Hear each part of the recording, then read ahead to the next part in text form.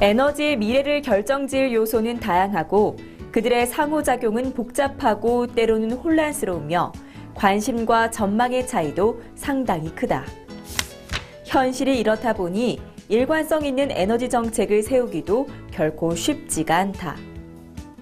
간혹 에너지와 관련이 없어 보이는 정책이 에너지 정책을 좌우하는 경우가 없지 않지만 그래도 미래에 대한 결정을 내리는 데는 어떤 원칙이 있어야 한다. 그것이 역사가 가르쳐주는 교훈이다.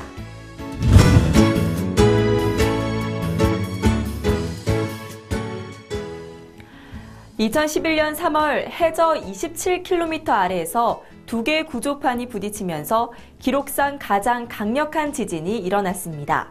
그 여파로 일본 북동부 지역의 건물과 기관시설이 큰 피해를 입었을 뿐 아니라 거대한 쓰나미가 다이치 핵발전소를 덮치면서 연인 폭발로 방사능이 유출되었고 핵 연료봉이 녹아내리는 사태가 벌어졌습니다.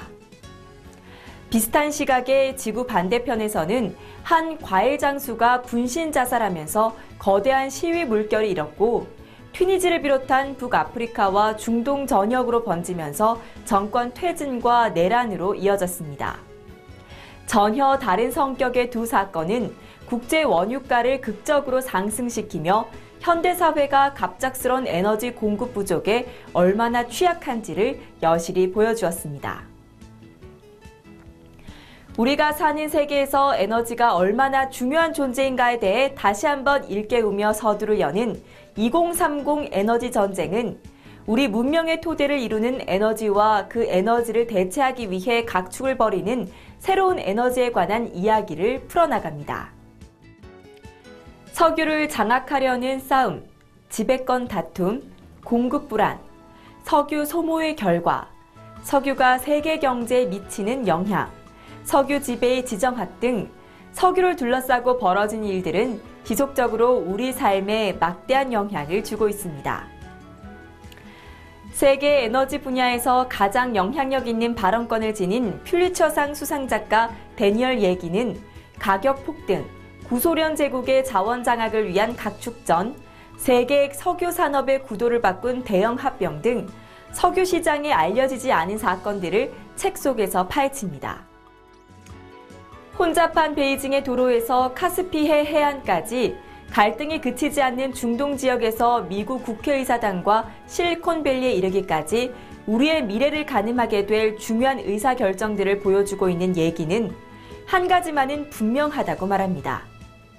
앞으로 전혀 예기치 못한 놀라움이 사람들의 기존 관념을 뒤엎고 시각을 바꾸고 정책과 투자의 방향을 틀게 하고 국제관계에 영향을 주리라는 것입니다.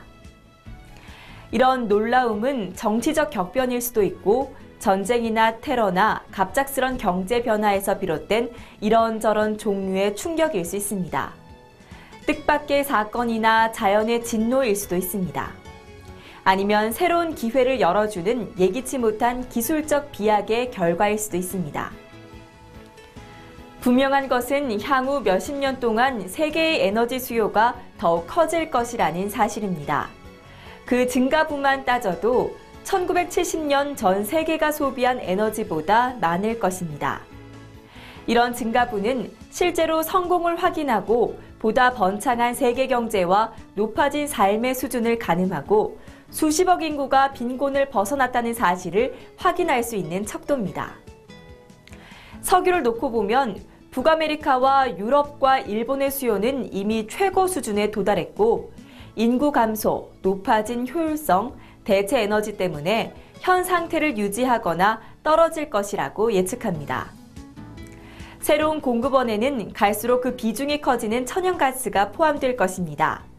액화 천연가스의 극적인 팽창은 또 하나의 글로벌 에너지 시장을 만들어내고 있습니다. 새로운 세기가 시작된 이후 가장 큰 에너지 혁신으로 손꼽히는 셰일가스는 미국의 발등에 떨어진 불을 꺼주었을 뿐 아니라 앞으로 100년 정도는 마음 놓고 쓸 수 있는 여유를 가져다 주었습니다. 에디슨이 자신의 발전소에 불을 밝힌 이후로 전기는 무서운 속도로 세상을 밝히고 있습니다. 30년 전만 해도 세상에 존재하지 않던 개인 컴퓨터, DVD, 스마트폰, 태블릿폰 등 많은 새로운 장비 및 기기들의 탄생으로 이어졌다는 건 두말할 필요가 없을 것입니다. 하지만 이들은 전력을 필요로 합니다. 즉 전기를 흐르게 할 연료를 선택하는 문제를 두고 힘든 싸움을 벌여야 한다는 것을 의미합니다. 핵, 석탄, 전기, 그리고 천연가스의 쉐일 돌풍에 관한 놀랍고도 굴곡진 역사를 밝히고 그동안 알려지지 않았던 새로운 역사를 들춰내어 기후변화에 관한 독창적인 관점을 제시하는 얘기니 결국 재생 가능 에너지의 부활을 말합니다. 그리고 풍력, 태양열, 바이오 연료 등 이런 모든 양상들이 전기차 기환의 원동력으로 기결되는 과정을 보여줍니다. 버젓한 에너지원이지만 흔히 에너지원으로 생각하지 않는 문제에 대해서도 언급합니다. 어떨 땐 보존이라고 하고 때로는 효율성이라고도 하는 개념입니다. 이들 개념은 이론화하기도 어렵고 이동시키기도 어렵지만 당장 몇 년 동안 에너지 균형에 가장 큰 기여를 할 것입니다. 마지막으로 얘기는 무엇보다 중요한 자원으로 인간의 창의력을 꼽고 있습니다.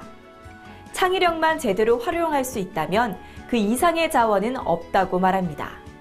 그리고 그런 자원의 기반이 지금 이 시간에 꾸준히 성장하고 있다고 말합니다. 무엇보다 필요한 것은 창의력이 제대로 꼽힐 수 있는 환경을 조성하는 것이라는 말도 빼놓지 않습니다. 그런 자원이야말로 여러 난제에 대처하는 데 없어서는 안 될 요소이기 때문입니다.